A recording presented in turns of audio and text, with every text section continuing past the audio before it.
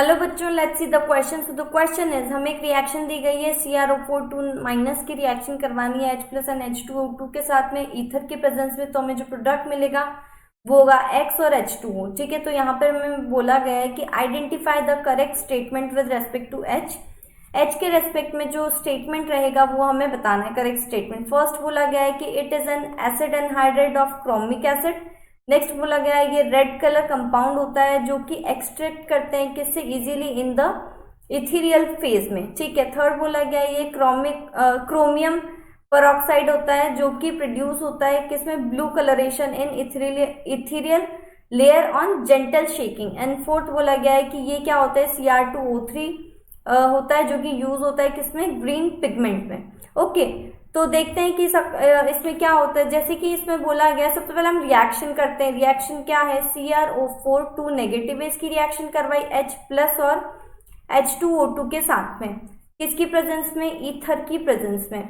तो जो हमें प्रोडक्ट मिलता है यहाँ पे, जब ये रिएक्शन होती है तो देखो प्रोडक्ट जो आता है वो आता है मेरे पास CrO2 का होल ट्वाइस, या फिर यहाँ पर हम इसको ऐसे भी बोल सकते हैं CrO5। ठीक है, और साथ में H2O, तो हमारा वाटर जो है वो ऑलरेडी क्वेश्चन में मेंशन है। ठीक है, अब ये जो प्रोडक्ट होता है ये क्या होता है, ये होता है हमारा क्रोमियम पेरोक्साइड। ठीक है, क्रोमियम पेरोक्साइड।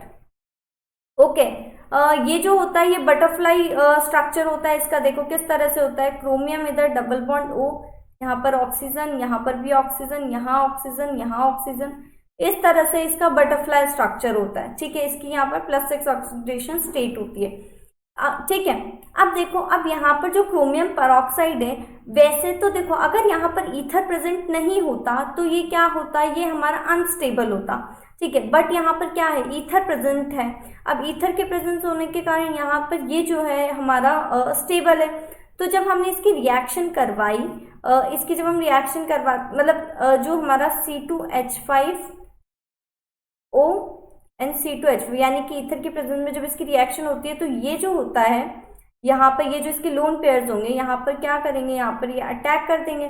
ठीक है, तो जो हमें जो प्रोडक्ट मिलता है वो देखो क्या, कौन सा कॉम्प्लेक्स मिलेगा, डबल बॉन्ड O, यहाँ पर ऑक्सीजन, यहाँ पर ऑक्सीजन, यहाँ ऑक्सीजन एंड यहाँ ऑक्सीजन। ये तो हमारा एज इट इज रहेगा।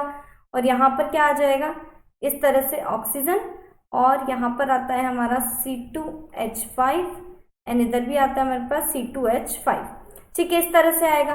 तो ये जो होता है ये हमारा ईथर C2H5 कॉम्प्लेक्स होगा। क्या होता है हमारे पास, ईथर C2H5 कॉम्प्लेक्स।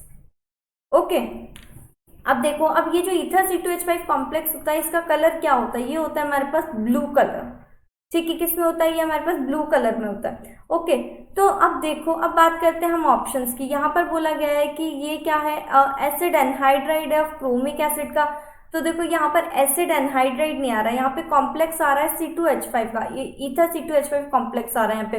तो फर्स्ट ऑप्शन तो नहीं होगा। सेकंड बोला गया ये रेड कलर कंपाउंड होगा। ठीक है, तो देखो ये रेड कलर कंपाउंड नहीं है, ब्लू कलर कंपाउंड है, तो ये भी नहीं होगा। थर्ड ऑप्शन बोला गया ये क्रोमियम पेरोक्साइड होता है। तो देखो क्रोमियम पेरोक्साइड होता है, मैंने आपको निकाल के बताया, जो कि प्रोड्यूस होता है कैसे, ब्लू कलरेशन ऑफ, देखो यहाँ पर लिखा हुआ है blue colouration of ethereal layer. तो देखो यहाँ पर ये इथेरियल लेयर बना हुआ है, मतलब ईथर C2H5 कॉम्प्लेक्स है, और किसमें, ब्लू कलर में। ठीक है, ऑन जेंटल शेकिंग। तो यानी कि क्या सही होगा हमारा, ऑप्शन नंबर सी हमारा यहाँ पे करेक्ट होगा। फोर्थ दिया गया, it is Cr2O3 which is used as a green pigment. ठीक है, अब देखो क्या होता है, अगर ये यहाँ पर ईथर के प्रेजेंट होने की वजह से जो क्रोमियम पेरोक्साइड है ये हमारा स्टेबल है।